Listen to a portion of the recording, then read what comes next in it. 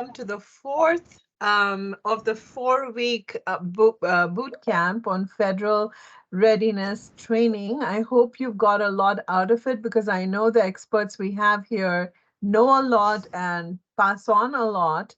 And so I hope you've taken copious notes and benefited from it. And we hope to see you in the federal contracting arena. So without much ado, I'm going to let Ashley and David take it over. Please take the floor. All right. How is everyone today? So I think we're at 12. So today is the last day. So we're going to leave a little bit more time at the end for questions, comments, any clarifications. Right now at the beginning, if you'd like for us to hear your elevator pitch and review that like we've done the last few weeks, we'd be glad to do that. So, uh, John Boggs, you want to, let's see if we can get everybody on mute here. We want to give John, you want to go ahead and give it a shot? Yeah. Okay. Yep. Okay.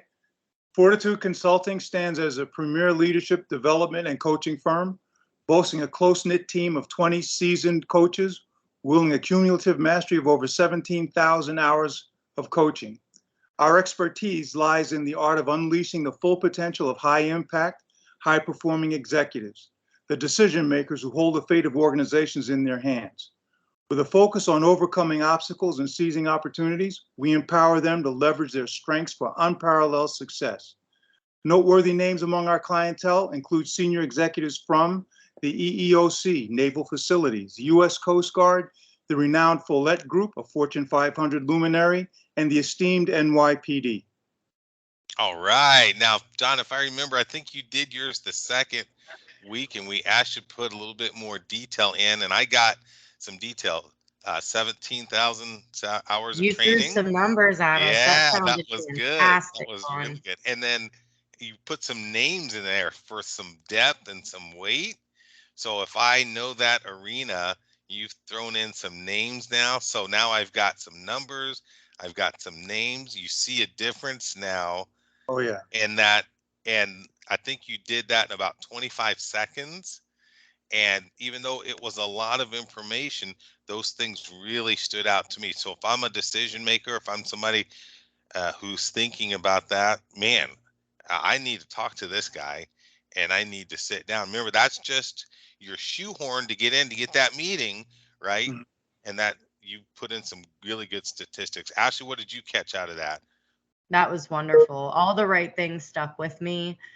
Your 17,000 hours, your customers, and you used a lot of really great power words. You kept it digestible within 30 seconds. Like, I have no complaints. Excellent Yeah, job, yeah. John. Excellent. Thank you. Now, John, what you've done then, see, in just a few weeks, you've taken this little shoehorn, this starter, and now you're going to be able to get through that door, right?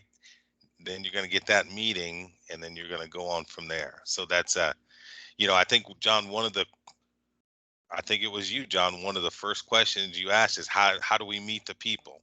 Am I right? You put that Yes. down. Yeah. How do you meet? Well, you use something like that, you're going to meet the people. You're gonna be able to get the meeting with the right people that you desire. So great job. Thank you. Okay. Yeah. Anyone else? We got time for just a few more. We're up to 14 people, and we'll take a few more. If you've done one and you've worked on it and corrected it, like John has, we want to hear from you as well. So don't be shy. Today's the last day. There's no holding back. So uh, do not be shy.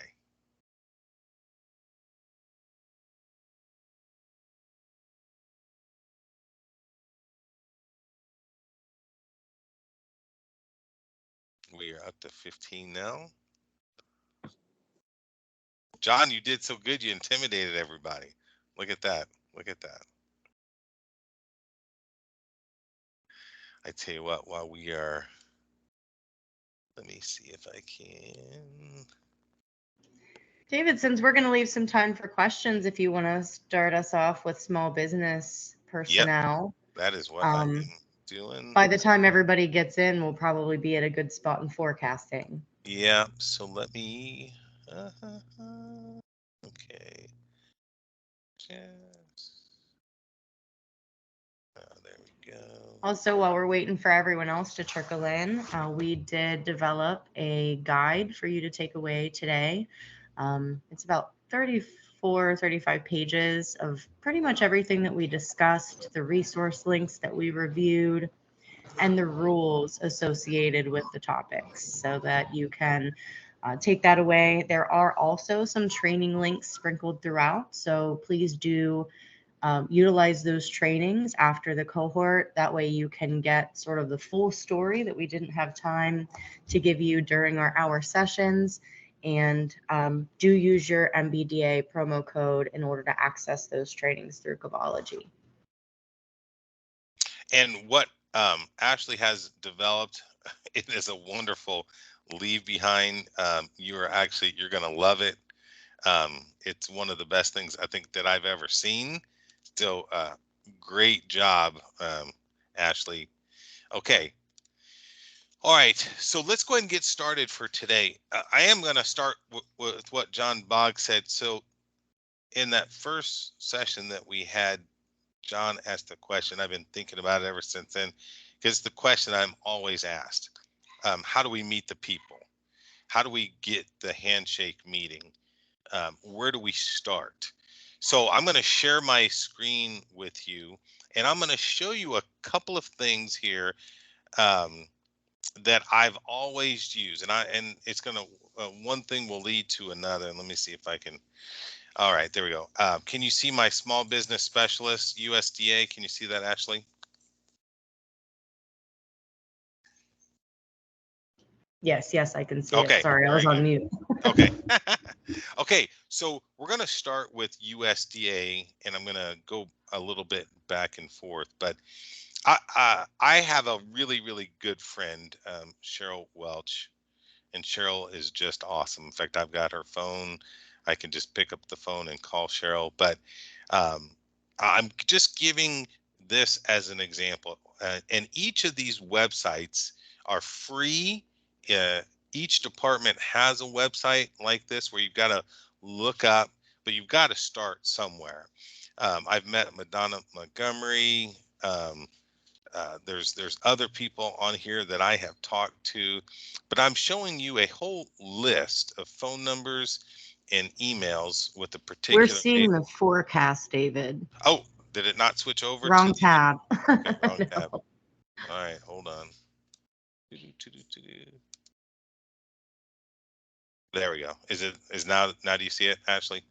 Yes, there we are. Yeah, the small business yes. specialist. Okay, so Good here job. is USDA Small Business Specialist. Here we go. Let me highlight Cheryl Welch. You've got Cheryl Welch, Danielle Nipper, wonderful. Of course, these people, you've got phone numbers, you've got emails, you even have the Office of Small Disadvantaged Business, and you can go through each one of these. Let's see, Roxanne Lane, she's wonderful. You've got phone numbers, addresses. You have to start somewhere, right? So I encourage everyone, once you have picked out an agency, once you have decided where you're going to go, what you're going to do, then start reaching out to this small business specialist. Let me switch screens. Okay, Ashley, did my screen change? Because now I'm on HUD. I mean, HUD, Health and Human Services. Yes, it changed that time. Yeah, very good. Okay, so now this is Health and Human Services. And Health and Human Services, you can start at the top in the AZMBDA office, and you can start to work yourself down. You can get down to small business specialists. Of course, they have several different agencies under that: CDC, Center for Medicare and Medicaid, Food and Drug, Health and Resource Services Admin. I know Wayne Berry personally. So you've got emails and you've got phone numbers. And again, so let me get out of this because I want to just talk about this just for a quick second. So there is no magic formula, right? We're not going to give you the 2 + 2 = 4. Each of these agencies are different, and there are a lot of different agencies, and they all have their own particular goals. They all have their own forecast. They all have their own roadmap. Now, we're on the outside thinking, well, it's government. It's the same. This agency, I'm sure they buy and procure just like this agency, and I'm sure they all act the same. Not necessarily. And I wish I could say that you could go into USDA and do the exact same thing with EPA or with Interior or with whatever. It doesn't work that way. It does not work that way.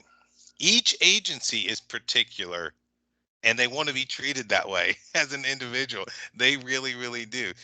If you go into Interior, if you go into EPA, I would say a couple things. You better know what they do because they all have a mission and you better know what that mission is. I remember one time I sold a big contract to the EPA. Well, we studied the EPA's mission and their goal. They're all about the environment. They're all about the environment. They've got certain goals, certain tasks, that's their mission. Now, everything comes in, it's got to be in regard to that. Same with Interior, or if you're going to sell to DoD, right? So that's number one. Number two, then treat those agencies like individuals, just like you want to be treated as an individual. Know their strengths, know their weaknesses, know their goals. I do happen to know that the Department of Interior is what they call small business friendly. When I was working with the Department of Interior, uh, 10, 15 years ago, they were always known for hitting their small business goals. I just had a call last week with one of my clients in Department of Interior. I believe it's 23 or 26% is the goal for each of these agencies. Interior is at 63%. They love small business. Um, so if you want to get started with an agency, pick those agencies where they're hitting their small business goals, right? You got to start thinking that way. Get to know the small business specialist in each of these agencies. You can go to the website, you can look that up. Now, from getting to know the small business specialist, that's going to lead you now to the forecast.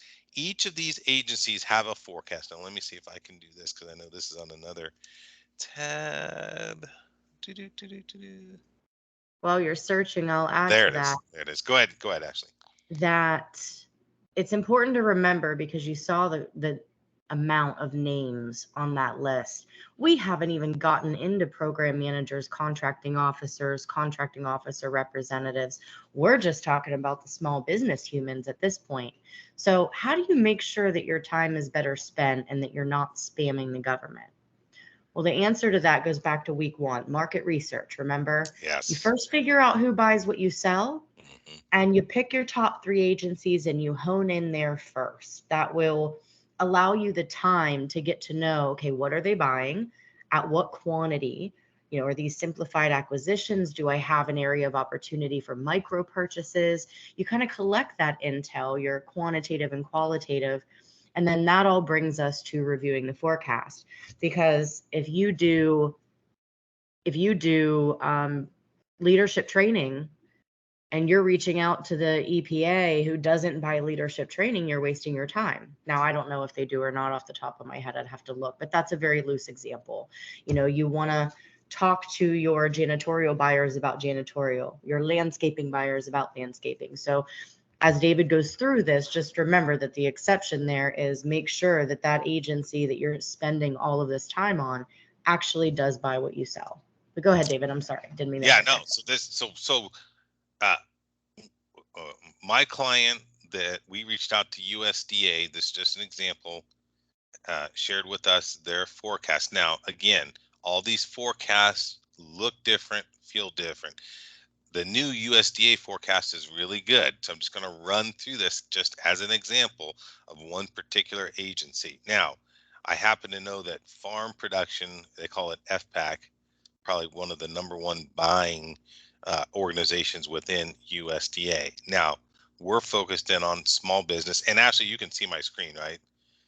The as I'm going to Yeah, I can see you. Excellent. We're following along. And we're going to start small, right? We're going to start, really, we want to start at $250,000 or less. So we're going to hit both of those. Now, fiscal year. I'm not going to worry about that. I'm not going to place of performance. I'm not going to worry about that because we can sell anywhere in the United States. So we're going to hit that filter. Oh, an error has occurred. What did I do? Let's unpack that. Do you have to put something in the product service description area to get a result? Oh, I might. Oh, an ACE code. Do I need an ACE code? Yeah, an ACE code. Let's do a 541 611. Let's go. And let's go back to FPAC. Oh, they ended my session. Oh, probably because I have to. These things aren't very user friendly in some cases. And a lot of the times you'll be lucky to get a user interface like that. You might get a spreadsheet that you download. So they all look different. Yeah, here we go. Let's see now. There we go. Go. Okay, let's do 541 611. Okay, we're going to apply that filter. Yes, that's what we want. We want FPAC, small business. Let's go 250,000. Let's apply that filter. Now it's spinning. Okay, we got a lot of 541s. Okay, so I don't think I accepted your NAICS, but that's okay. This is a use case. Can you click on that? No. No, there it goes. Let's see if the wheel of death is spinning. They might not have any 541 611s. They had 541 519. This is okay. Let's just go with 541 541 Okay. So if we're an IT company, wow. Okay. So no, look at this. We're just. Oh, that's right. So I took the NAICS codes out. So I'm looking at FPAC, small business set asides under $250,000. All right. So let's come here. What do we? Let's. If you're looking at this, somebody speak up. Tell me what if you see something that you do here. Let's see. Shredding. A lot of Title IX. Here's BPA for title and closing services. We've got an expiring contract that's coming up. It's a small business. Cheryl Welch, my buddy. And there's Cheryl's email. I'm just showing you how you're going to want to work through some of these things. Let me see if I can put another filter. Let me take out FPAC, make it a little bit bigger. You know what? Let's go a little bit bigger.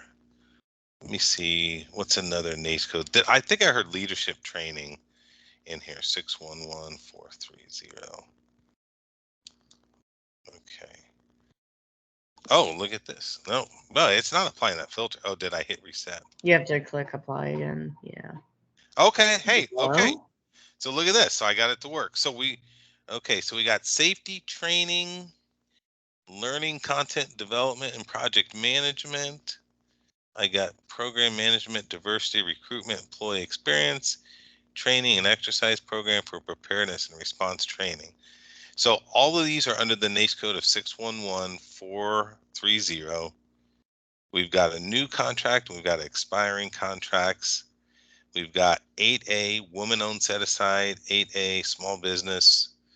And we've got different names. Okay, look at that. So Daniel Nipper, she's really nice. So this is where you'd want to say, put a nice capability statement together, put a nice email introduction, and then shoot this off to Daniel Nipper and say, this is what we do, program management for diversity, recruitment, and employee experience.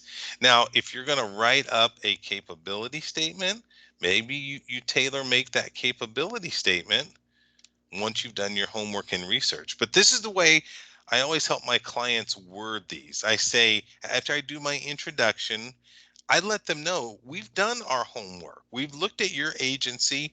We realize that your agency does a wonderful job at hitting your small business goals.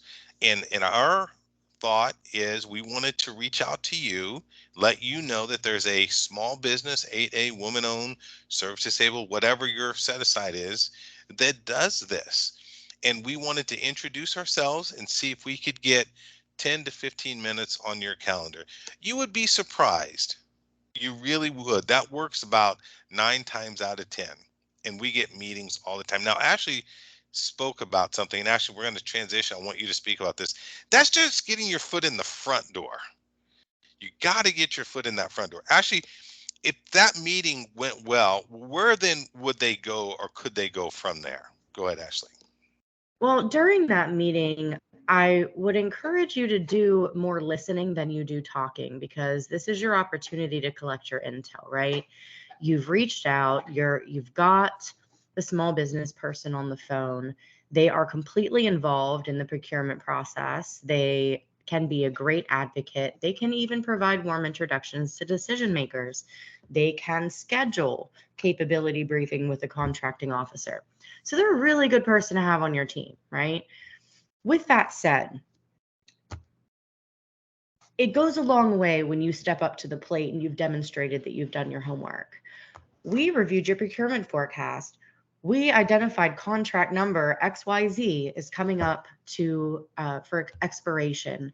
We're very interested in talking with someone more in depth about the requirements of that contract. When you get someone on the phone, you have the opportunity to influence that contract.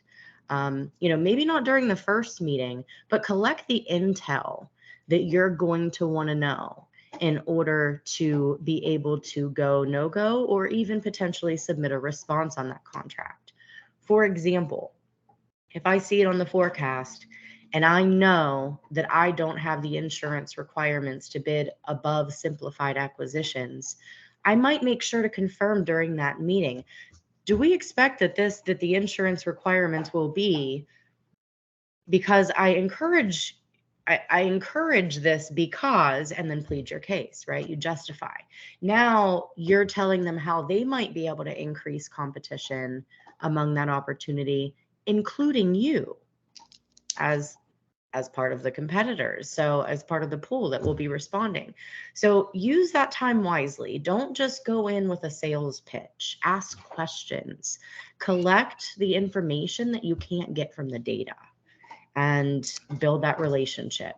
Now, I always recommend also keeping that relationship flourished, right?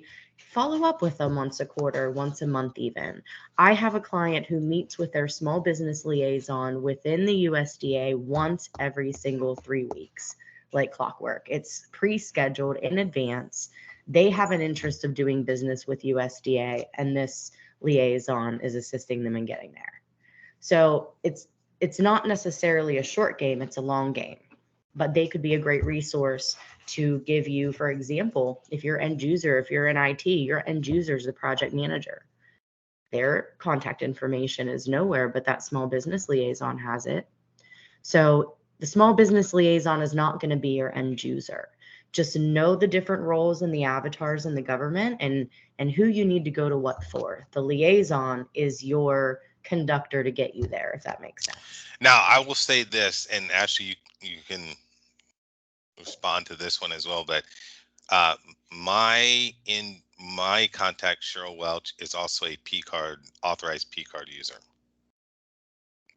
So she's a small business specialist, but if something comes across her desk, and I believe her limit is $15,000, she can just pick up her P card and use her P card.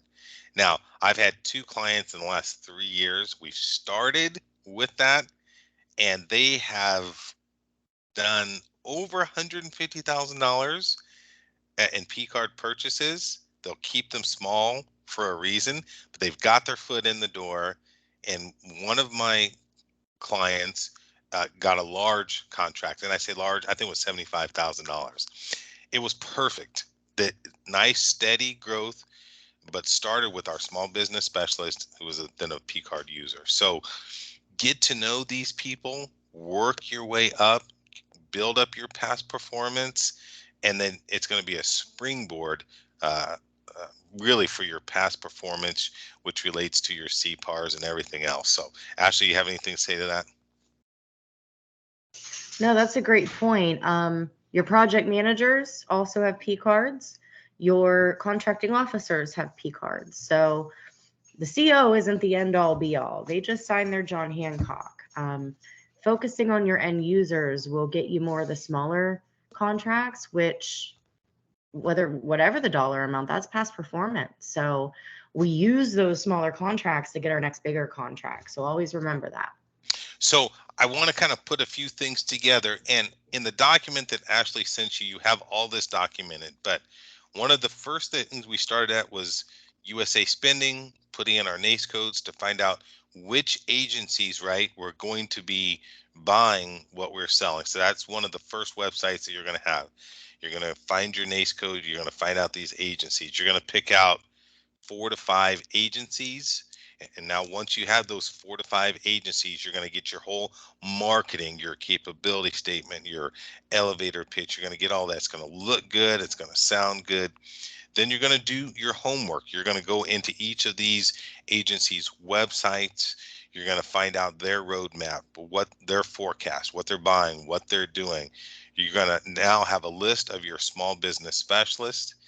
And when you talk to them, I actually use that word sales pitch. Again, you're relating all of this information, and you're not just selling them the next big whiz bang thing. You're gonna pull something from their forecast, something that they say, hey, in the next 12 to 18 months, this is what we think we are going to be buying. So you're going to pull that off of the forecast. You saw where I would say 90% of them do put their small business set aside categories with that. So when you're talking to this person, you're going to say, you know, we've done our homework, we've done our research, we know that your agency is going to be buying this. Here's the opportunity. We are a small business. We are a woman-owned small business. We are an 8A company. We're Native American. We're service disabled veteran owned. You're going to identify then what's in their forecast and how you fit in. And now, if you do that, just stop and think about that. If you do that, instead of just coming and saying, hey, we're a small business, we're the greatest small business in the world, you need to be doing business with us because we're great. We're wonderful. We got great pricing. Do you see the difference? You see the difference? When you sit down in front of a small business specialist and you're throwing things out about their agency, their goals, what things that are on their forecast, how this relates, then you put in that situation, action, result. You're going to show them your capability statement, your past performance. Hey, this is what we did. We know it's not federal. It was a commercial agency, but it was very similar. They had a need just like you guys have. We saw that. This is the action that we took. And then here was the result. You know, we helped save them $10,000. We increased productivity. You know, we helped them reach 25% more clients than they were. Well, you know, now you start throwing in some numbers and adding to that. That person then that you're having the meeting with, think of all the obstacles in their mind as they're listening to you and they're hitting these check marks. Wow, I'm looking for a small business. They're right. We have this on our forecast. But do I trust them? Well, they've got some similar past performance. They've done this over here, and that's about the same size. Oh, they know the product or the service, or they've done this. Okay, you know what? Let's move them on. Let's get you when you're communicating, you want to be communicating all of these things that take all of the doubts out of their mind. Because again, these people, they're comfortable. They've got jobs. The government engine is running. Why are they going to take you and insert you into that? Are you going to stop that engine, or are you going to keep that engine going? You want to be able to keep that engine going. And so as a small business, yeah, you've got to be smarter and be prepared. And again, I said this, I think last week. If you're not doing that, trust me, and Ashley can jump in here. There are people in the Beltway that are doing it. There are people who are doing it, and they're doing it today, and they're selling your product, your NACE code at these same agencies. So we're telling you this to say this is what you have to do in order to be ready really to sell to the federal government. Ashley, anything you want to add in there? We're going to get to some question comments, and we're going to let Ashley kind of go on SAM for a few minutes, and then we'll bring it all together. Go ahead, Ashley. The only thing I want to say about forecast, guys, is don't always expect to see the simplified acquisitions on the forecast. Some agencies don't publish them. So in an instance that I review an agency's forecast and I'm seeing all, 1.5 million, 2.5 million, that's not going to stop me from reaching out. I'm going to reach out anyway. I'm just going to change my line of questioning. I'm going to ask specifically about simplified acquisitions. For example, why am I going to do this? Well, DHS has their own internal procurement system that you've got to jump through hoops to access. But they publish everything, even the small stuff. It's not on their forecast, but the only way that you get access to learn about these systems is when you build a relationship with a small business liaison, because that's what they're there for. So those two sections kind of go hand in hand. I can go ahead and jump into SAM now. Well, and hold on a second. So any questions about that? Again, this is the last day, folks, so don't hold back. If you're shy, put it in the chat. We really want to make sure we're communicating clearly. And if you have any questions before we move on. So we talked about the small business specialist. We talked about the forecast. We're going to jump to SAM, and we're going to kind of finish with that. Then we'll come back again for any questions, any comments. We don't want anyone to be confused or think that we're moving too fast through this. So please do not be shy.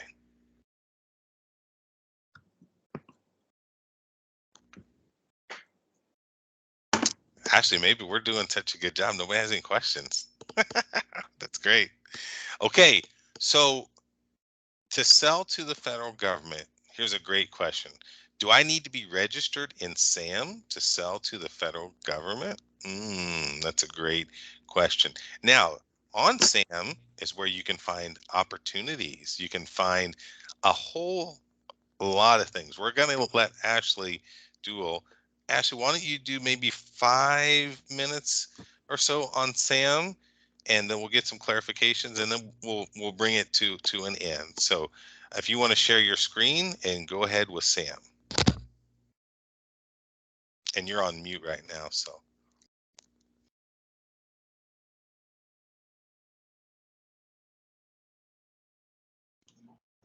All right, there we go. Can everybody see SAM? Yep, got it. All right, perfect. So we talked about registrations. I mean, yes, the answer ultimately to sell directly to the federal government or to receive a grant, you do need to be registered in SAM.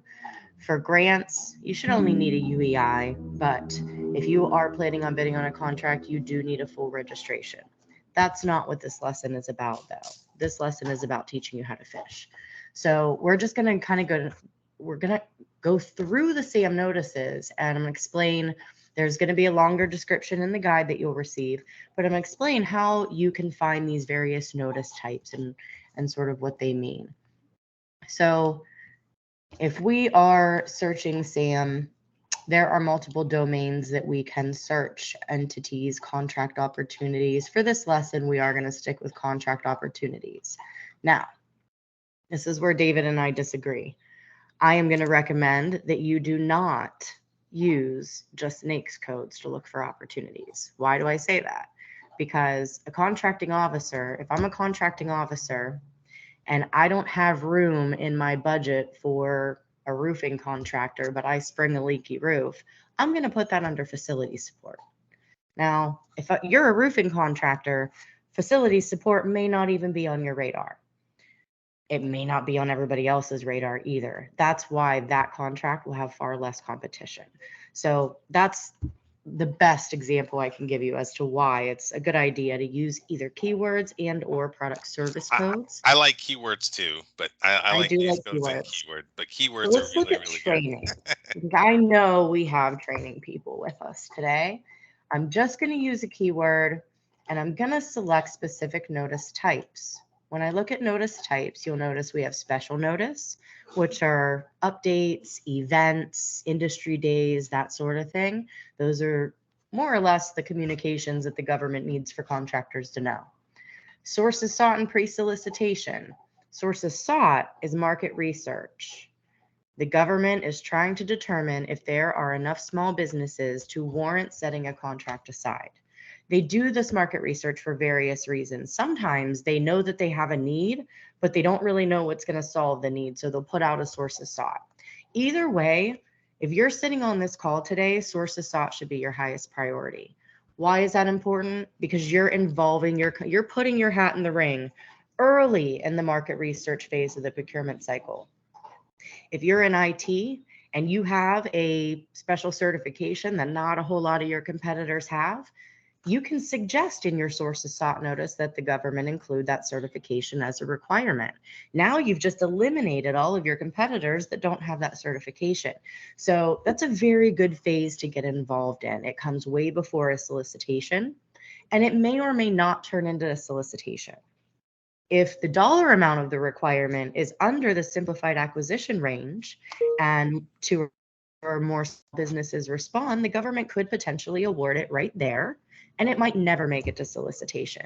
So if you're not bidding on sources sought notices, you are definitely missing a lot of opportunity.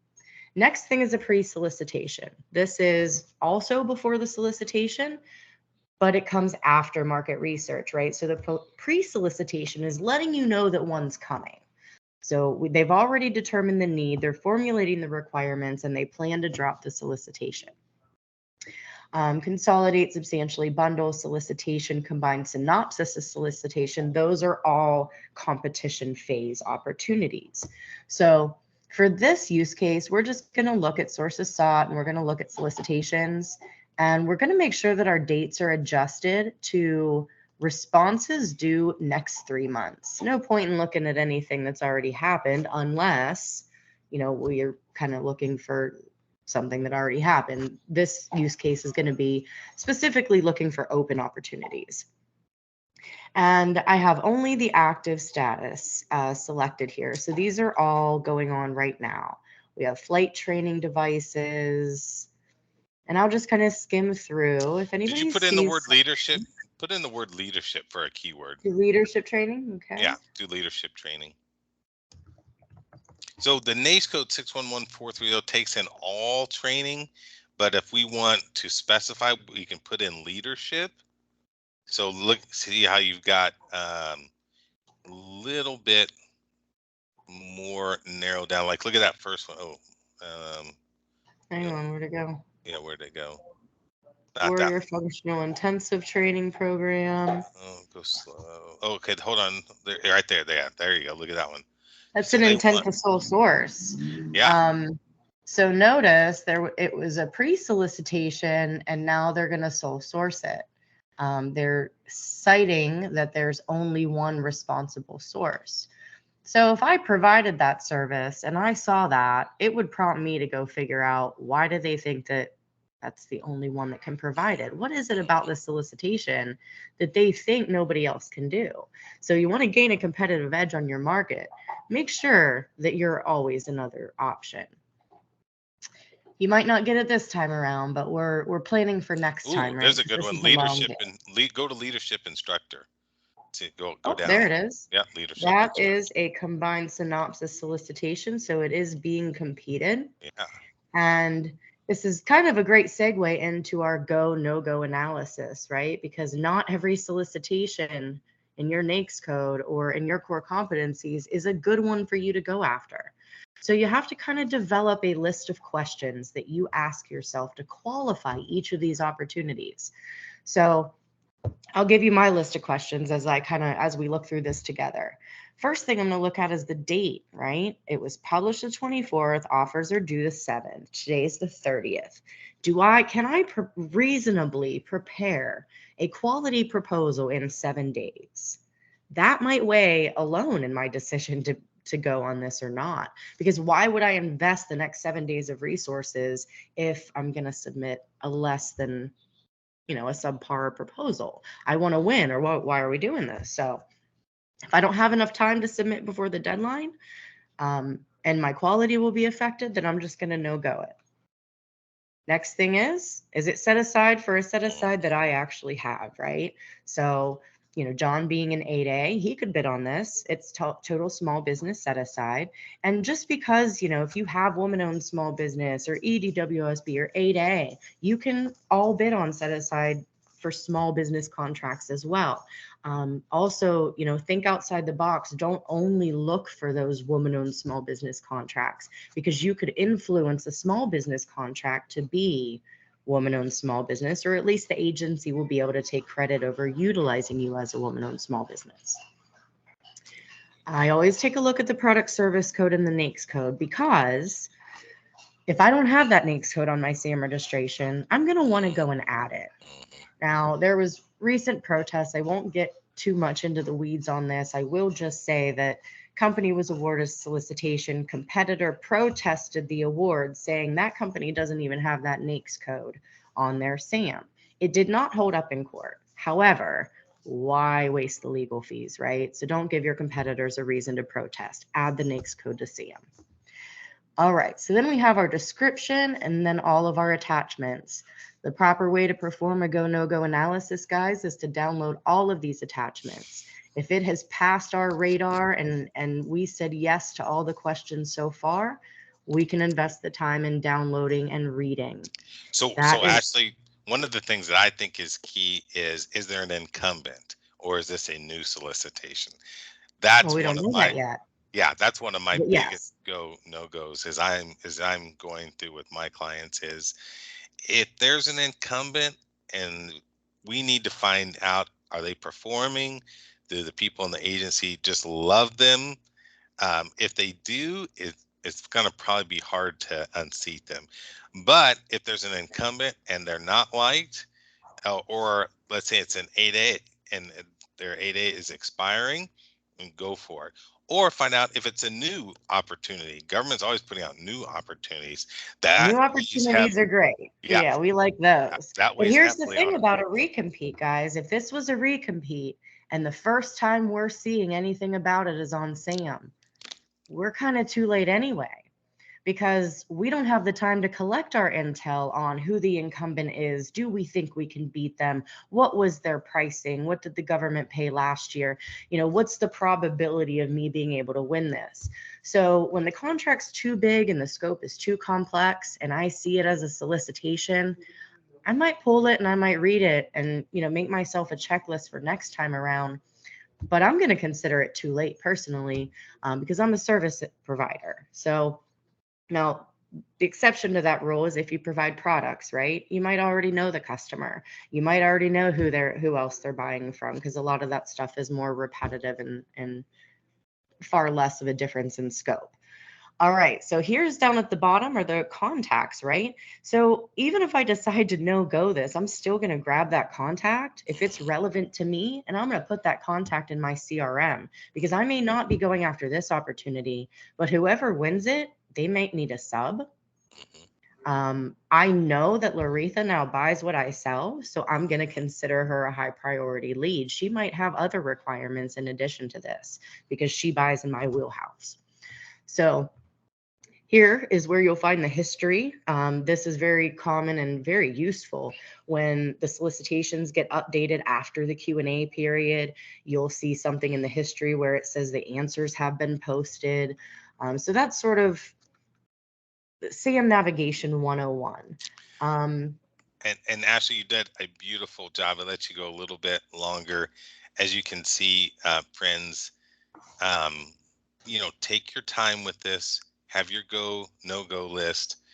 Ashley did a beautiful job of running through this, but sadly, we're down to about 15 minutes on our last class.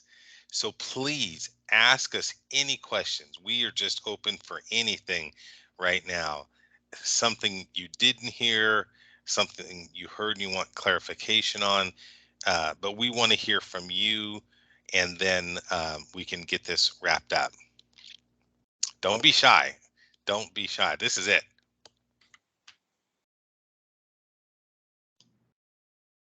While we're waiting for hands, I do want you guys to know that we got a hand up. the MBDA will be sending the guide out to everybody And also, I would love if everyone in the room would take a moment and leave their feedback for David and I. We'd love to Yes. know what your takeaways were from this course. What you feel, the challenges that you've overcome, what you wish we would have spent a little more time on. So please leave us your feedback in that link. And it looks like Marcus is ready with a question. Go ahead, Marcus. Yes, thank you. So you were saying the incumbent, right? To find out if they like the incumbent or not. Would you just recommend reaching out to the contracting officer or like the program manager and like just asking them, hey, how's this project going? I mean, So, I would have a go ahead, Sue. relationship with them before you breach that conversation. If you're asking that question once the solicitation's out, they'll probably laugh you off the phone. I Yeah. mean, that's No. part of, pre-planning and having that meeting, maybe while the contract's going on.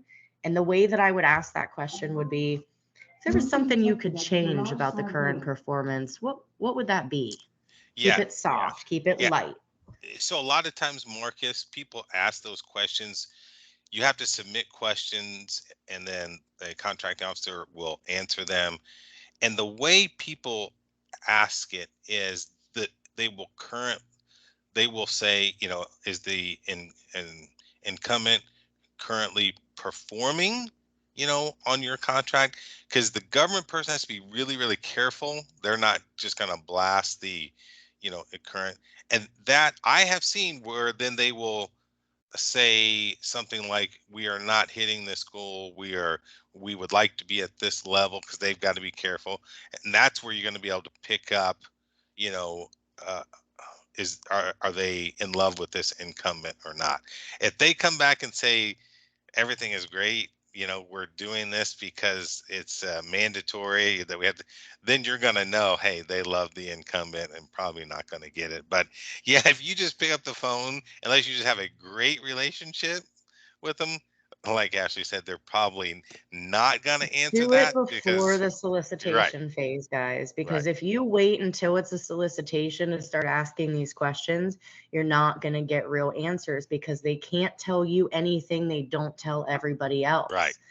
So if you're looking at forecasts and having conversations before a solicitation hits the street, you can leverage a question like that and get a lot more honest answer by having a face-to-face or a phone or a Zoom call, something that's not going to be, disseminated public. They are human too.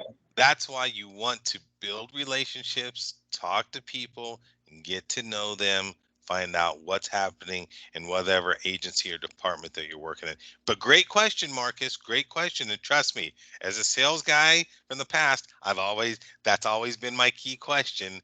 How do we find out if they like the incumbent or not? So great question. Just we want to help you tactfully be able to work through that. So great question. Okay. Anyone else? And Ashley did post that guide. I'm telling you guys, that guide is wonderful. It's worth its weight in gold. John Bogg, you have your hand up. Go ahead, John. Yes, I did. Sources sought. So that's really the first place you should be looking, is sources sought. And I'm just trying to make sure I got this right. Sources sought is where I'm looking, but I want to put effort in sources sought as though it was the real deal. So John, the first place I'm looking is agency forecast and roadmap. That's the first. That's how I'm starting. Once I figure out an agency. Now, if I'm on SAM, it depends on what product or service. If I just am selling widgets, let's say I'm just selling widgets, I can find an opportunity and say in 5 or 6 days, try to price it and try to win it. But if I'm selling services or trying to get in on a big contract where I have to know this or this, it's going to be a little difficult. But yeah, I am looking at a source of sought or an RFI to tell my story and to get to know the agency, and as a starting point in. So I like to say, okay, if we're going to go to SAM and if we're selling services, I'm going to look for what the government is asking for on the marketing end, which are RFIs, requests for information, or sources soughts. Now, I will say this, and I tell people this all the time, the first 8A company that I ever worked for, Our first big break came off of a sources sought. We answered the sources sought and got a $250,000 contract the next month. The next month after that, we got a $40,000 contract because now they knew us, and it just went up from there, John. But it all started with a sources sought.